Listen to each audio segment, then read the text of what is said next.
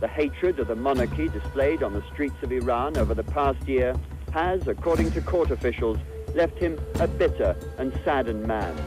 Few people expect him to return.